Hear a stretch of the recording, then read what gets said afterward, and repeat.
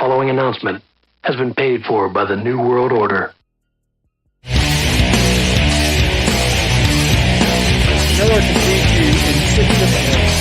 Well, we don't have to worry about the two for a while. Like, our the Baylor. Yeah, That's great. I was jumping way ahead.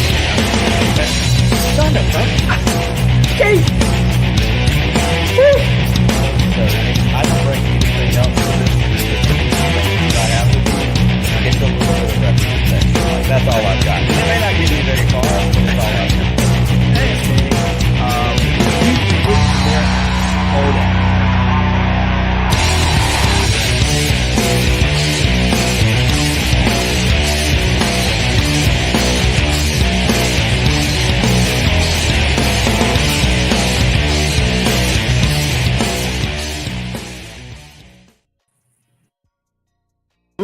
Good evening, everyone. Welcome to the show. What's up, Fonzie? What's up, Parker? Happy Tuesday evening to you. How you boys doing? So tonight we embark on our 6-week journey leading up to the first game of the season versus Middle Tennessee State on September the 2nd for our beloved Alabama Crimson Tide. We're going to break down the defensive backs tonight, cornerbacks and safeties. Some of them may not be grouped in the right position. We kind of went off high school positions for some of these guys that we couldn't really tell. They're listed generically as deep defensive backs on the roster. So anyway, let's get this going. Our first group, cornerbacks. I like what I see. Led by a very talented, probably, in my opinion, that's what this whole show's about, everybody. That's right. The best defensive back in college football. I expect him to be a lockdown again this year. He's going to have a lot of help, especially it's not a cornerback, but Caleb Downs playing a little bit of safety there. But Earl Little the second. That's who I'm excited about. I talked a little bit about him last year. I think he makes some plays this year and actually makes his move and becomes a role player at some point. I don't know yet. We didn't really see him a lot last year, but from what they've said, the defense is going to be our foothold of where we stand this year. So we'll see about that. Which is a far cry from what we could say the last 4 years. Correct. Biggest issue's gone. Go ahead, Franzi. I'm sorry. Just saying our biggest issue's gone. So excited to see true. what Kevin Steele brings and how he works with these guys. Earl Little too, coming off an injury. So what was his injury? I have no idea. I just know he was hurt for 8-9 weeks last year. He saw some time, but well, he seems hungry. When those guys went pro, I think he hit something on social media like, it's my time now or something. He put it out there. He accepted the challenge out there in public. And, I like that kind of moxie in a young player, like not afraid. Like, throw me in the mix. Let's go. Let's play. I like that spirit. I like that kind of moxie in a young player. Agreed. But it's hard to play in this defense. So, it's hard for young guys to get on the field unless you're just off the charts talented. Maybe Fitzpatrick. Minka Fitz, for example. Even Kool-Aid got on the field early. But, he's just a freak. Agreed. As a return man, too. But, I know Terry and Arnold started last year and then kind of faded out. I wonder, if he's in line to start opposite Kool-Aid this year, or if that rolls up for progression. Because even Smitty, too, is a junior. So, this will be his third year in the program. Mm-hmm. That's something I was just going to bring up. I think that second outside spot's wide open. Yeah. And Trey Amos, too. He's been talked about a little bit, but he was a starter at Louisiana. He wanted to go to the draft. He was projected as a day 3 pick, but this is a guy that a lot of people thought had NFL pedigree. Obviously, he's got to earn his spot at Alabama, but I think he's a guy that going into camp, we'll hear a little more about. He's long, he's a little bigger. I'm excited to see what he has. He might not play, but Depth, if anything. I mean, if anything, it's depth. But, we also got to remember that, a lot of these games are going to be playing, 4 or 5 DBs. So, technically your starting 2 cornerbacks are going to be starting 3 or 4. And we're going to get to him in a minute, but Malachi, I think, is going to be in that mix as well. Agreed. I don't think he's going to play strictly safety. I think he's going to line up in some of those packages maybe and like a star or something. Come up and run support some or something if his back holds up. That's the main thing is his back's got to hold up or whatever was hurt by him.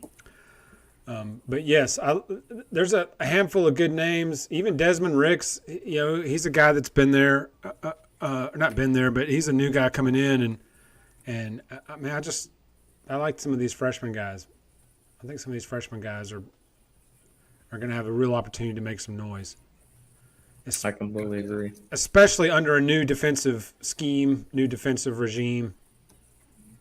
I mean, not to get into the other units, but this recruiting class for 2023 is going to go down as one of the better defensive classes Alabama's ever seen for sure.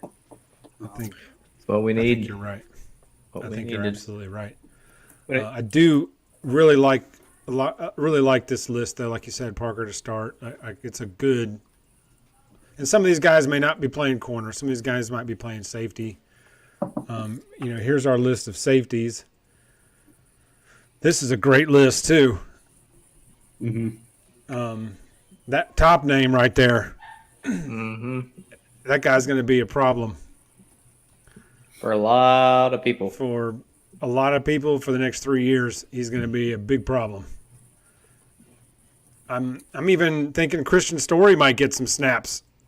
Agreed. He's too athletic to just be on the sideline all the time, in some capacity.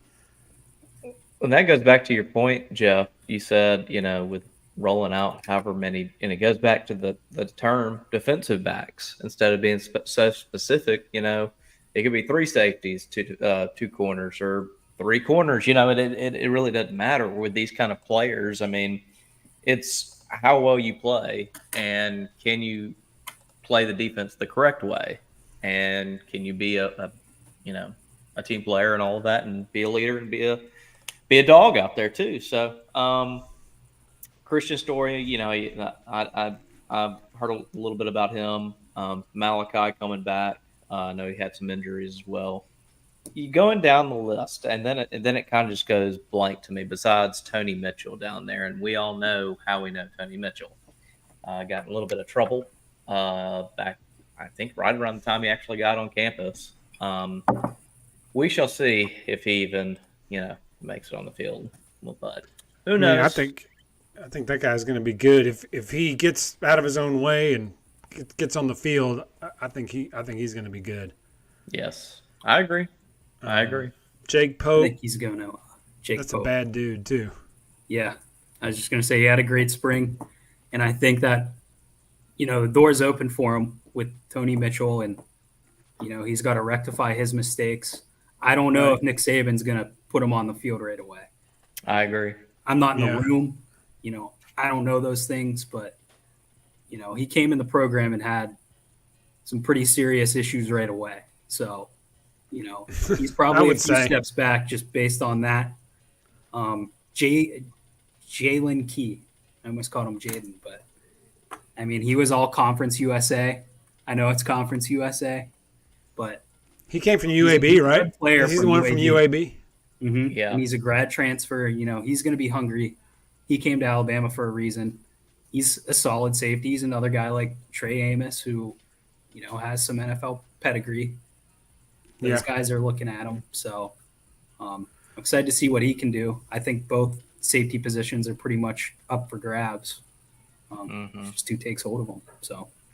Yeah, I would totally agree with that. There's going to be a big time position battle here for the 2 safety spots. They're going to have to be good tacklers. They're going to have to be able to stuff the run. I mean, they're going to have to be very multifaceted to play and this defense. Stop the dang tight end across the middle. Please, won't for be- the love of We God. won't be blitzing the middle linebacker every single play this year, I don't think. So the middle of the field shouldn't be wide open all night, every game, Very like true. it has been. Thanks, Pete. You know, I think that cheetah package went with him to Ole Miss. I hope to God that it went with him to Ole Miss. Please, cheetah, be gone. I thought I'd seen it all until you see one defensive lineman with his hand in the dirt, and then 4 guys next to him all standing up like in pass rushing formation. I was like, what? Ole Miss they're going to love him for about a week. Dude, Ole Miss can score so fast. They're going to be a bunch of 60 to 50 games this year for Ole Miss, I believe. Oh, yeah. I mean, he's just brutal. And He's with the just limited brutal. talent, I mean, not that Ole Miss necessarily recruits bad, but my God. Working with some of those guys at Ole Miss as opposed to the talent at Alabama is just great. And that's Yeah. to your point, Fonzie. Like, I mean, with that kind of, I mean, he's still an improvement for Ole Miss than what they had. Not by much, but he still is. Hey, So it's just about how many points can Lane score to keep ahead of how many points Pete's going to allow. So, I mean, we've hey, Ole Miss fans, we're telling you now, just get ready. fun. You will see that. And I'm fine. We're going back to the Kevin Steele days. You know what? If we give up 20-something points a game, that's okay. As long as we can score about 45, I think we can do that. I mean, as long as we get the quarterback situation figured out, but that's for a later episode. If anything, yeah, that episode's coming. If anything, just having Kevin Steele rip their ass for a month straight in practice. Well, maybe they'll be so tired of it that they'll take it out on the opponent on Saturdays. Because, you know, that's what this defense has needed, I think, has been sorely lacking is some of that gristle, man. Agreed. Some of that grind, that old hard ass, those old school hard ass coaches that, you know, rip your ass all fall.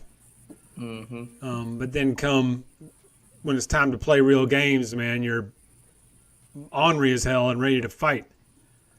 And then go out and hit people. I agree.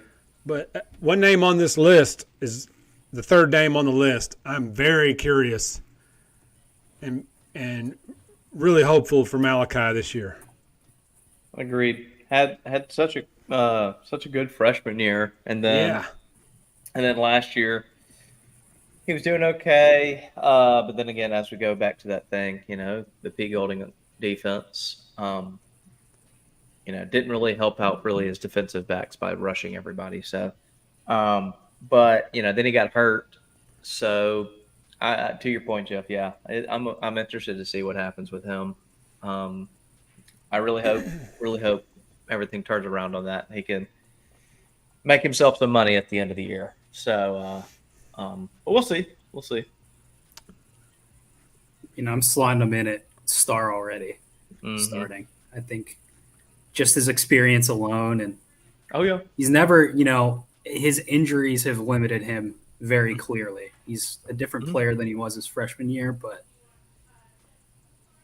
you know, he never really – you're never watching and you don't see him blow a play. He's never been an issue on the Alabama. Being on the field has been his biggest issue. Mm-hmm. His availability. Availability has been his worst ability in the 3 years that he's been here. For sure. So, I mean, because his freshman year, we were thinking, well, he's 3 and gone. You know, after his after his freshman year, we were like, oh, he's Minka Jr. He's going to be out of here in 3 years. You know, whatever. And then, you know, those back injuries are tricky in football, and you know, just hampered him for a couple of years. But you know, he's playing for his NFL life now. That can motivate some you know, little extra motivations, you know, some people. Very true. On top of what he already wants to do, you know, for the team. But when you're playing for that NFL contract, you grind a little harder. Mm-hmm. Yeah, I mean, I agree. even if it's just subconsciously, He's it's playing not a for the question. money now. Yeah, he's playing for his draft life. There's, unless he portals and plays 1 year as a grad student next year, but if things go well this year, he'll be in the league next year. Agreed. Yeah. Big. So, along with Kool-Aid here, he's going to be a first-round pick. I mean, both returner and defensive back. He's going to be a top 10 pick if he Yeah, plays like I he think- has the past couple of years. I think you're 100% right. Yeah, I'm very intrigued by this Trey Amos. I'm with you, Fonzie. I'm very intrigued by the Trey Amos kid. Like, you don't portal your senior year to ride the bench and not play. I mean, he's a good player. He walked into Louisiana, and I don't think he played much his freshman year, but I mean, he was going into Louisiana knowing he was going to get a lot of playing time. I don't know how he's going to react to being pushed because there's 6 or 7 other guys on this roster that are pretty much right where he is, but he's rangy, he's long, and like I said, he was a day 3 pick and decided to forgo the draft, but they had him pegged in the 6th or 7th round, which doesn't sound great, but for any college player to be there, they got some talent. Yeah. The draft is only 7 rounds. It's only like 250 players out of all these football players. Mm-hmm. Yeah, they got Amos listed at 6'1", 197, so 6'1", 200. That's big for a cornerback. Mm-hmm. That's a good size for a cornerback. I mean, I'm excited. Like I said, he might not get any snaps, but I think you'll be hearing his name a little more as soon as we start getting closer to the season. Yeah. It's kind of surprised he wasn't talked about more when he transferred. Think of how some people, kind of fade and other guys elevate, as you get 2, 3, 4, 5 games into the season. Terry and Arnold last year, for example, started first handful of games and then he just kind of faded out. Mm-hmm. And, didn't really do much. And, other guys step up. So first handful of games, I think we'll see some shifting in the depth chart. Mm-hmm. Hopefully we can figure it out by week 2. Also, opponent schemes, who they're facing and the offensive style they run, that'll factor in, to a lot of the groupings. So, but you got to have talent to start with, and there's a lot of talent in these two groups. I mean, I see a lot of good players. I mean, Jake Pope just walked off the street from high school and started blowing people up in the A-Day game. Like, I mean, I don't care. He's got some attitude. Yeah. I really was that Burton that he blew up in that game? Mm-hmm. Yeah. I mean, so even if he's a 4-year senior, national champion with Georgia, starter for Bama, he walks in the door and blows him up for an A-Day game. That is pretty funny. I think we all wanted to do that to Burton at least once last year, so he and Pope endeared himself to all Bama fans just by getting a lick on Burton once. Well, yeah, that's it. We'll get into Burton in another episode when we do the receivers and tight ends, but we'll cover him later. But there's some ballers on this list here, and I think Downs and Pope are going to be making some noise a lot in the next 3 years. Yeah, it's going to be really interesting to see, especially with next year's class coming in too. Again, it's going to be loaded again. We got some defensive backs in the 24 list, don't we? Already? Correct. I don't have the names off the top of my head. Yeah, I don't have them in front of me. I should have had that. Should have brought that in. But I know next year we're also picking up a good bit of linebackers too. and some edge players as well. So yeah, and then we get Jeff's soon-to-be favorite player, Mr. Saiyan. Julian. Yep. I'm really really excited whenever he gets there. I mean, I know we're looking forward another year. I don't know if he starts as a freshman. I mean, is he talented enough? By God, yes. We've seen his stats and everything. We've seen how he plays, but we've seen Saban only do that a couple times, and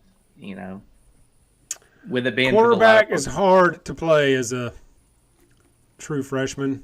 Agreed. That's not really Saban's MO, is to run a true freshman out there. Hurts, he really had no choice because Barnett just was hot garbage, just awful, and he really had no choice. But that's not really Saban's MO, running a freshman out there. So I think we're looking at 25 when the Julian Sayin era begins. I think next year he'll be like a Bryce Young, where he gets some mop up, plays some mop up games, and then wins the job going into the 25 season. Be him and that whatever the big dude we got this year going for the starting job. Holstein or Simpson? Holstein and Lonergan. But yeah. I think it's going to be hard to kind of judge. I think this year's battle will have a lot of. It's probably obvious to say this, but I think this year's battle will have a lot of bearing on next year too, with how that turns out. True. Because I don't think it'll be this way, but if it's a turnstile all year, and we have 3 different guys starting at different points, not due to injuries, just because that's a problem. No one can figure it out. And Sayan's coming in, like, you might see, no exaggeration, 3 quarterbacks hit the portal. Yeah. So. I think minimum 2. Yeah. I mean, when regardless of the outcome of this, there's going to be a quarterback that transfers out this way. Absolutely. Minimum 2, I think. Mm-hmm.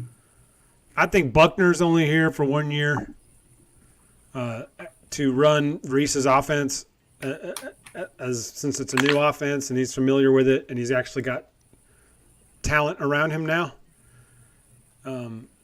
I think he's a 1 year Band-Aid, and then they'll battle it out next spring, and then the loser will transfer, and then it'll be Sayin and either Eli or Ty. Could see it. That's just as of right now. Having never seen Sayin play. Go ahead. As of right now, who of the 3 that we know that are in the battle right now, who's y'all's pick as of today? It can change. It could be the different in 2-3 weeks. Something can change. What are your thoughts right now? Well, I know Jeff's is Tyler. I think we've talked about this a lot. I don't think I'd put money on anyone right now. I'm not betting it, but that's what I think. Mm-hmm. And I mean, it's viable. I still think Jalen Milroe is probably going to be the guy who takes the first snap on September 2nd. Could be. I think we'll see minimum 3 quarterbacks play that first game. Absolutely. I think the first week we're going to see them all. I think whoever's out there first is your kind of de facto starter. I think it's going to be Jalen Milroe, just because his ceiling is very high. I mean, we saw him last year. A great passer, and needs better awareness, but to have a guy with his arm strength and his athleticism, if you can just hone him a little bit, he doesn't need to be a great game manager. If he can take off for a 75-yard run, throw a ball 60 yards down the seat. Like, if they can teach him how to throw, he would be lethal. Yeah, well, and that's the thing. That's the thing right there. It's a shame that we hadn't been able to hone in on his skills and maximize his, skill set. It's a shame, real shame. Don't know what happened. Well, but there's also a chance that, that's it for him. What you see is what he is. And, True, for sure. They've worked with him for a couple of years, and they see this, and now that's why they're like, we need, this kid from Notre Dame, whatever. These are just a million different, or all these different reasons. The Nick Tater really is the only one that knows why, but I mean, I don't think you're going to see a dynamic offense this year. I think you're going to see a kind of a modernized version of kind of old school approach of physical up front, running the ball, tight ends. You're not going to see a bunch of fly routes. You're not going to see a ton of let it flies like we've seen the last 5 years. Which, I'm okay with, because But if we had dynamic quarterbacks doing that stuff. Exactly. Mm-hmm. With dynamic playmakers on the outside and inside route runners. But now, I mean, I know we're getting into it in a couple episodes, going into depth on those, but with the QB uncertainty at that position, I'm looking at our running backs, and I'm nodding my head saying, yes, this is where I'd want to be if I wanted to lead the way and hopefully get to a national championship by our ground game and the offensive line coming back too. I'm very excited to see what they're going to be able to do, led by J.C. Latham and everybody. So, just is it physicality back? Is it Justice Haynes or Hayes? I think it's Haynes. Haynes, like the underwear. Haynes. Okay, that guy's a freak. All right, and he's another one that looks like Downs, where they look like they've been in college for 2 years already. Exactly. But the great thing about it is we've got, McClellan coming back too. There's Roydell Williams. And then I don't know. I think Haynes is better than Roydell, but we'll see what happens. Guy's a freak. Looks like he could be in the NFL right now. He's just a big dude. Yeah, I mean, he just looks like a college player already. I was like, dang, it's in a summer program or something. He's going to get a lot of touches. I think all three of those guys will. And Tommy Reese, he likes to use his quarterbacks to run too. It's another reason that could bode well for Milroe. I mean, he can figure out that there's a little bit of a runner too. That sweet spot with Milroe where the throws are simple enough that he can make to be consistent enough to give us a shot. Mm-hmm. You can't just dink and dunk all season. You have to be able to stretch the field at some point. So, maybe Reese can hone something where the couple of times they do, he can actually make the throw. He's got the arm strength. It's just, can he throw it? He came into a really tough situation too. And I'm not like his biggest fan or anything, but I think he came in against Arkansas, who was a team that was very good early on in the year. They had a chip on their shoulder. That defense was loaded. KJ too. KJ was healthy. A mean defense, and he won us the game. He did well enough to, expand our lead on a pretty good team, and against A&M, stats weren't great. Watching them was even worse. A lot of that stuff can be fixed, and especially with a lot of the passing plays. Like Bill O'Brien was the offensive coordinator. Everyone knows that. Everyone complained about it. You don't want Jalen Milroe, who has almost no real game experience outside of a few, New Mexico states or Utah states or whoever, coming in and trying to throw these complex route trees with these long developing routes. Just let him throw a hitch. Let him throw a slant. Yeah. Let him use his legs. Give him a read option. Oh, that's O'Brien offense. It's like it goes back to this. Milroe, in my opinion, has a higher ceilings than Blake Sims did. He is a better athlete. It's just I think Blake Sims did so well as he was in the Lane Kiffin offense that year, and he had a lot of tools around him. Obviously, he had Amari Cooper for that last year, but he had Kenyon Drake, a young Kenyon Drake, being that I think it was a freshman, if I'm not mistaken, that year. Mm-hmm. That's another thing. Everyone's like, well, he had Amari Cooper. Well, you know what? There could be an Amari Cooper in our wide receiver room. We just don't know it yet because we haven't had an offense to really work with. It goes back to y'all's point about Bill O'Brien. Maybe it was too complex for everybody except for maybe Bryce Young and a couple other players. It's one of those things. Some things just don't work. Sometimes you have to go back to the basics, and that's how it is. And I really think that part of the Reese hire was kind of Nick Saban, and the Kevin Steele hire was him going back to that. Georgia just went 29-1 and won 2 rings in a row by playing physical defense, not dynamic quarterback play, good enough play, smart football, don't turn it over and grind them down defensively. I mean, Georgia's just won 29 out of 30 games in back-to-back rings doing exactly that. And, Saban may have sat back and said, man, this is my blueprint on how to do this. We're going back to this. That's enough of this new age stuff. We'll modernize with the times, obviously. They can't just go back to the wing T, type stuff. Or the one back. Can't go back to the one back. With a fullback, or, running a fullback out there kind of stuff. LaRon McClain or Greg McClain for any of you old school cats. Or Jalston Fowler.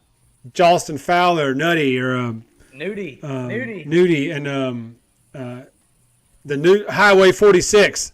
Oh, God. Newswinder. Nicewinder. Yeah. Oh, yeah. Nasty. Yeah. Yeah. That King Henry, that Derrick Henry should have given him a half a signing bonus that year. Yeah, I mean, he was old school. Oh, man. So I'm not saying we're going back to the Derrick Henry, run the ball 45 times with one player playbook, but I think that Georgia has shown you that Saban's blueprint works.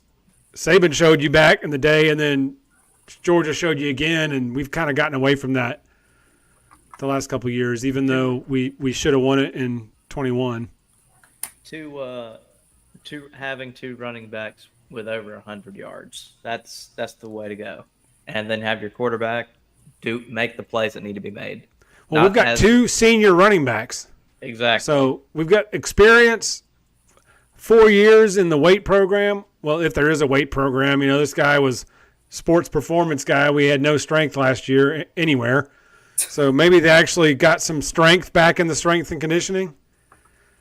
Hope so. I mean, that was sorely lacking. I just remember texting my friend all season long last year going, where is the S in S&C? We have no S. There's none of it. Hey, sure had plenty of conditioning to go up and down the field, getting run up on us. So. Yeah. I mean, we ran a lot in that Tennessee game. Still running. Got a lot of steps in. Still running. Got a lot of steps in on that game. Oh, there goes Hyatt again for another touchdown. No adjustments? No. If y'all want to see the most epic rant, go back to last year to the Tennessee game. You will love it. Yeah, that was still fresh when we recorded that show. I was foul that day. Oh, Brutal. That was brutal. That was so bad. Yeah. To have won that game 3 times and have them all taken away. I could be wrong, but I think we almost doubled their time of possession. Yes. They hit us on like 5 big plays. That was it. Mm-hmm. Yeah, it was Jalen's 5 catches. Yeah. At for 350 yards and 5 touchdowns. It's an average of like 70 yards a catch. It's like insane. Who picked him up, by the way? Because somebody whatever team that picked him up, the Giants, they said that all he can do is really run the long route and that he's not that good. They might. No, he didn't do anything. He just ran past our safeties. Touchdown. What's funny about the Giants, though, is their whole room. Like, go look at their wide receiver depth chart, and they have like 4 or 5 deep options and like 4 or 5 slot options. Like, they don't have like a possession guy.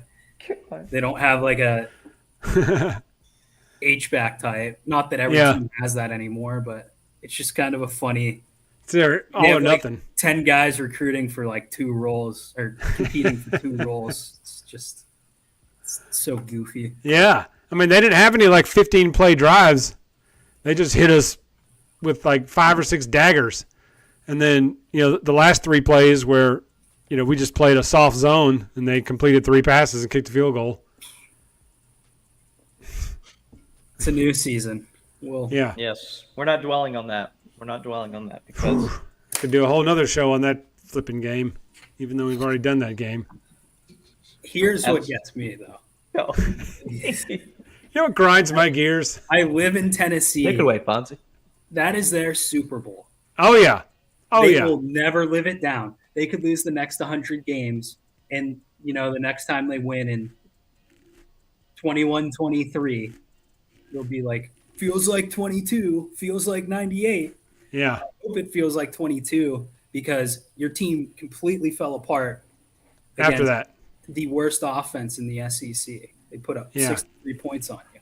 In South Carolina. Dude, the albino hung 400 yards on him or whatever it was and 60 points. Yeah.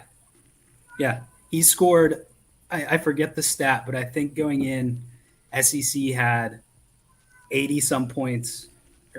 USC had 80-some points in SEC play, and they put up 63 that game alone. Did you see Tennessee put out like a novel, that book right after that Bama game that was like commemorate the 2020 commemorate the rebirth of Tennessee football, and then Tennessee lost like 2 out of 4 after they put that thing out. Got slaughtered by Georgia and South Carolina in back-to-back weeks, I think.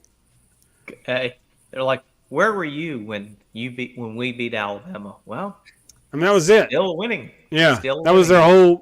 their whole thing. They could have lost every game after that; it wouldn't have mattered. They're going to give that donut-looking Heupel a contract extension just for that game. I mean, I'll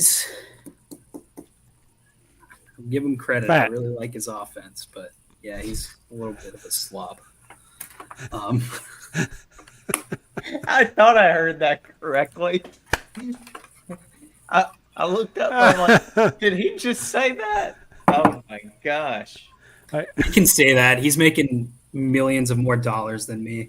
Yes, It's for the rest of my Whatever. life and his life. yeah. If he ever hears that, he can say whatever he wants. Pretty sure he'll never hear that, but that's all right. Yeah. Never know. You never know. They never know. Angry Bam calls Heupel fat. It ain't the first time. Sure as hell won't be the last. So. Oh my gosh! He's like, well, we beat them. Okay, cool. Yeah. I mean, they did. We gave up 52 points to that team. They So, had the perfect we should have roster. lost. What they do. I mean, 17 penalties. Like I said, new season. That's another thing is like, can we please get a hold on the penalties? Like, we had more umpteen penalty games last year than I can remember, where we have 15, 17, 15 penalties in a game. Just like, what is happening here?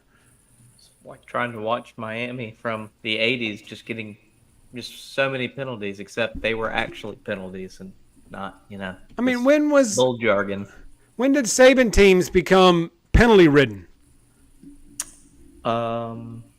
Like, it never happens. And last year, that's all we did. It was every game. That Texas game, we had like 17 penalties in that game. Will Anderson had like 5 on himself. Dumb stuff, too. I mean, Just a lot of dumb plays stuff. Lining up off sides. blew that guy up Yeah, running that guy over in the middle of. after the whistle. I mean, just what are you doing? It's just mind blowing brain farts all year with stuff, blowing coverages and just dumb penalties. I mean, just dumb. I think a lot of it was our coordinators too. I think Pete was kind of a whipping boy and just like around. I don't know how involved he really was with the players as far as like holding them accountable. I think a lot of Yeah. it fell on Saban. That's hard to do. Well, we didn't have that alpha dog in the locker room. The players weren't. I mean, I'm sure they were holding each other accountable. I don't think anything. There bad wasn't about a last guy year. that they were scared of in the locker room, like when Rolando McClain was there. That's You what I better was do the thinking about. drill right, or you're going to have to answer to this guy in the locker room, and you don't want those problems. You know, Reggie Ragland, C.J. Mosley, Reuben Foster. You know, you don't want to answer to these. Jonathan Allen, Darren Payne. You know, you don't want to answer to these guys in the locker room if you're lazying it on defense, or if you're not running out something on defense or doing whatever. The coaches were the least of the worries back then. It was the other players that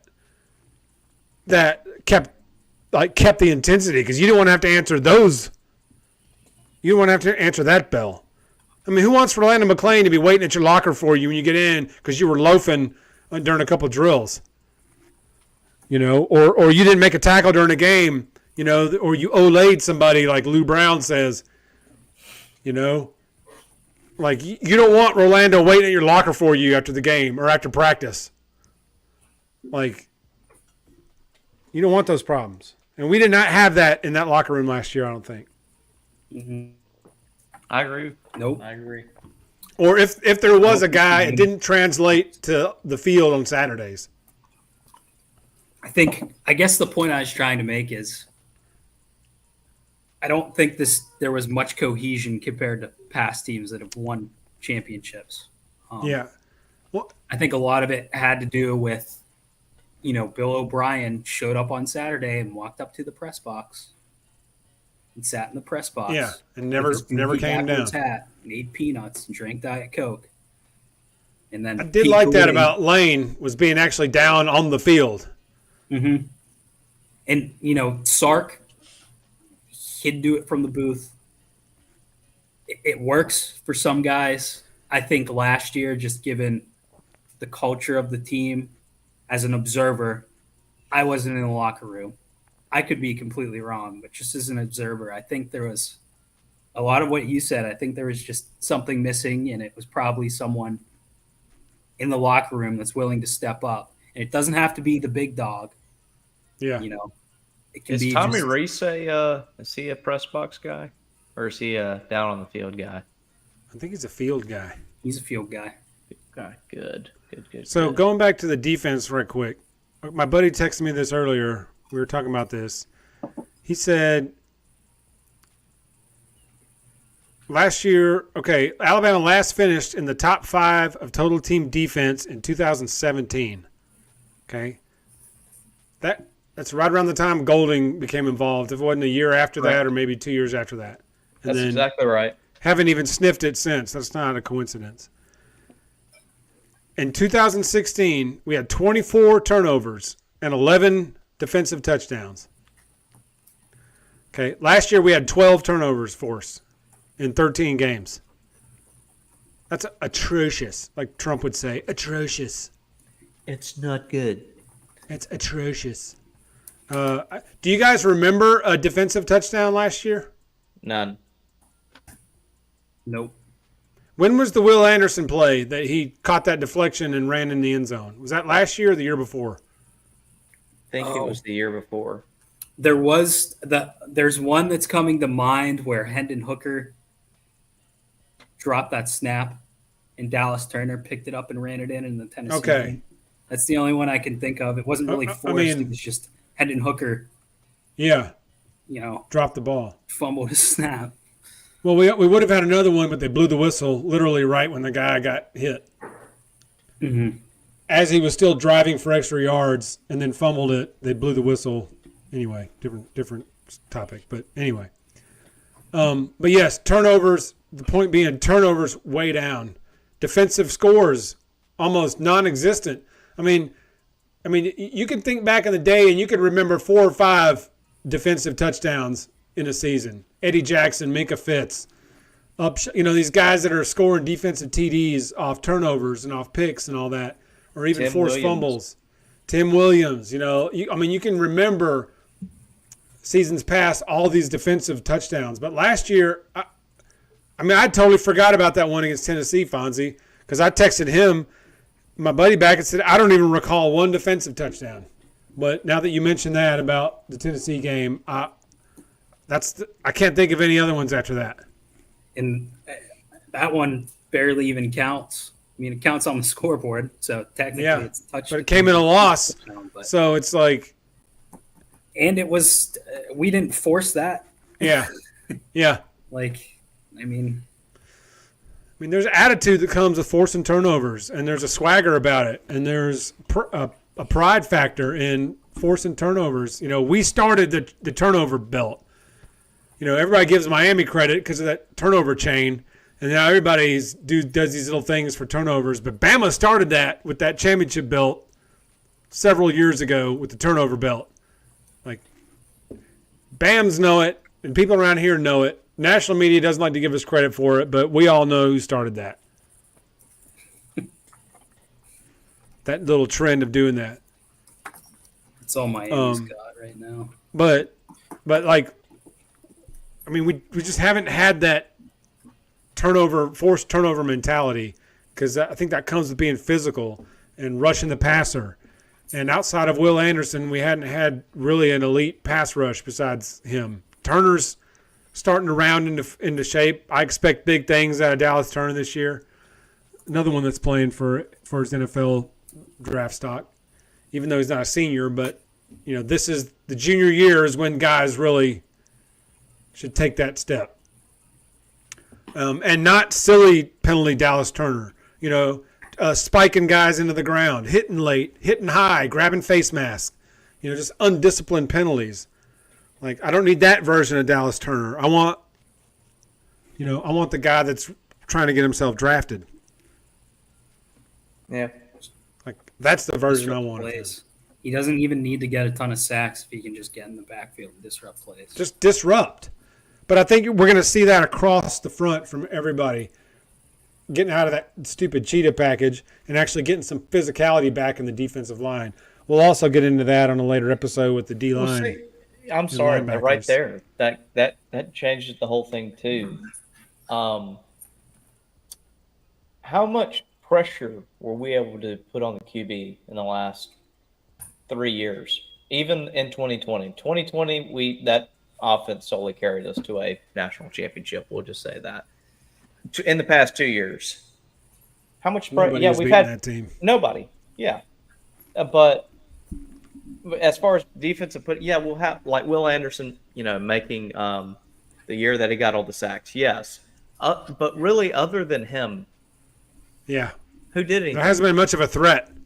So disrupting the pocket, like Fonzie said, causes those turnovers and causes those mistakes and causes to get more touchdowns on the defensive side. So it's going to go back to that. To your point, Jeff, we need that physicality back so we can force and make disruption in the backfield so we can get those turnovers. Sorry, go ahead. Go ahead. No, go ahead, Fonzie. Keep going with that. I think scheme too. Like, Pete Golding's not here. Kevin Steele is. It's all about the guys up front, and those guys will be hungry. Like, we won't have Henry To'o just shooting the gap every play. That's just more time. I don't think it's necessarily on the players whenever Henry has to, his play is going to take 3 or 4 seconds to develop. Good quarterbacks are getting the ball out before he even has a chance. So I think just having linemen that, can eat some blocks and open up the edge for our pass rushers will really help. Scheme was a huge deal. Will Anderson did all that in spite of Golding's scheme. Like, if we would have had a Sark type guy on calling defensive plays that would have put Will in different spots to maximize matchups, he would have been better than he even was. 21 was one of the most dominant defensive performances I've ever seen from a lineman. To have 100 tackles, that many tackles for loss, that many sacks as a sophomore, in spite of that scheme. And then to still even have 10 sacks last year when he was getting double and tripled every game, he was bull rushing guys that outweighed him by 100 pounds, like all game. He was never schemed in the right spot, I don't think. It was just a whole poop show with him. He not saying he was easy to defend, but Yes, he had a that- quiet that's 10 exactly what sacks. happened. Like he had 10 sacks, but The whole defense was easy to defend. Good Lord. Yes. It goes back to it. The scheme. It was you're 100% right, Parker. it's you know what? It doesn't matter because it's changed. It's a new season, and it's going to be better this year. It is going to be better. I know it will be. Have faith. Got to have faith. Getting tough up front then will also open things up for these guys here. Exactly. If we can get pressure and get tough up front and get pressure up the middle and get in the quarterback's face, suddenly these guys aren't covering everybody with their back to the play and blindly throwing their hands up or just running or just barreling through the receiver when he's going up for the ball for easy flags. Both these groups then can actually maybe play some with their eyes forward. Because all I remember is back in 11, or even this, 09, 10, 11, 12, 13, all the way up to 17, probably. I remember players like Robert Lester playing safety, and our scheme worked out so well. He would just come up, maybe the QB didn't see him, but he'd be right there in that spot, and then he would take it out. So, or force a bad play, and Mark Barron comes up and picks it off. Or Dre Kirkpatrick or something along those lines. I'm just giving, just laying out some facts there. But yeah, I think that sums it up pretty well in the end. Yeah. Oh, Dre's son is like a recruit now. That blows my mind. What? Yes. Dre Jr., Kirkpatrick Jr. He's not even. Was he class of 25 maybe? Yeah. Because, you think about it, Kirkpatrick was there, in 2010. So that was almost 15 years ago. That blows my mind. That was because I remember him playing against Ryan Mallett, RIP, and in the Arkansas game and picking him off. And everybody was like, that guy's a liability out there. Kirkpatrick, a liability. And then he went off and made himself some money in the NFL. So, yeah. He had a long career in the NFL. He had a long career. Mm-hmm. So, he had to have that kid. He had that kid. I think he had that kid in college, honestly. I think Trent Richardson had like 3 kids when he got to Alabama. Says Dre Kirkpatrick is 33 years old. He's got a kid that's like about to be a rising junior, I think. Yeah. So. I put those numbers together for you, everybody. Oh, yeah. Yeah, I think he's class of 25. I'm not mistaken. I'd have to look it up just to be safe, but I do remember reading this because it was a thing. It was like somebody said, "You feel old yet?" Dre Kirkpatrick's son is, he's 2024. Oh, he's next year. Yeah. He's a 3-star safety. There you go. Hey, that's all good. Out of where? Gadsden, Alabama. There Alabama offered him. Yeah, I was about to say, I think we offered him. Mm-hmm. Maybe even a legacy offer. That's exactly what I was about to say. That's going to be a legacy scholarship right there. Like Chris Carter's son, like Deron Carter. You guys remember him? Yep. He was the most talked about player for like 3 years and never even dressed out. Never even got on the team. Got Devon Carter down there. Man, look at him. He's wearing that street clothes. Real nice, guys. Yeah. Real nice. You remember his daddy? Man. Remember Chris? He was that guy. Hall of Famer. So, any final thoughts on the defensive backfield before we call it an evening? I think they're going to be really, really good. I think they'll probably be our best unit team-wide, personally. I agree. Right. My pick was going to be either between them and the linebackers. Yeah, because I expect a lot of the linebackers this year, but DBs or cornerbacks and safeties, that's the bread and butter is what I'm feeling like, to your point, Fonzie. But yeah. Man, this safety list is deep for only two safeties, technically 2 safeties. I see 4 that could start. on each of Gonna say, these. I think we'll see. Five if you count Jalen Key, who was a starter at UAB. Grayson Hubbard's a pretty highly touted recruit too. I don't know much. Is he a about him, freshman? but yep. Yeah, He that's was a right. 4-star. From Mississippi. 6'2", 195. That's a good size. He was an athlete, if I'm not mistaken, though. I think he was like a quarterback and a safety. But anyway, a lot of interesting names. I think there's, really the top 6 or 7 guys. We could all be hearing their name at some point this year. Agreed. I think you're absolutely right. Yeah, without question. I mean, there's even this list is stacked. And I'm eager to see about that number 8 right there, Mr. Devontae Smith. I'm ready to see what he's made of. I mean, this is junior season, so I mean, I know. he's been around long enough, been in the program long enough. Like it's time for him to make some noise. Earl Little Jr. or Earl Little the second is. I'm dying to see this guy get in the mix. His bravado, I just like seeing that. So, Earl Little Jr. or Earl Little the second, make me proud. Make us proud. Make me proud. Yeah. But there's a lot of interesting names on here. There's going to be a lot of guys on this list. There's going to be a lot of guys on this list that are going to see some heavy action. I think you're going to see a lot of these names on both these lists get some playing time by the time all the dust settles. I think, injuries will happen too. Some guys will get nicked up. And then you'll see several in some of these lesser games, as hopefully we put some of these games out of reach. But we're stacked in the defensive backfield. Like if our pass rush can get any kind of pressure, this defensive backfield is going to eat, I think. Agreed. With you. Yeah, I think they're going to eat a lot. Well, gentlemen, enjoyed this discussion. Next week, we'll be breaking down, I think, defensive line and linebackers, if I'm not mistaken. Correct. A lot of good names, a lot of interesting stuff to talk about there in terms of schemes and whatnot, and filling the void left by Will Anderson. You can't. That's a big deal trying to fill that void.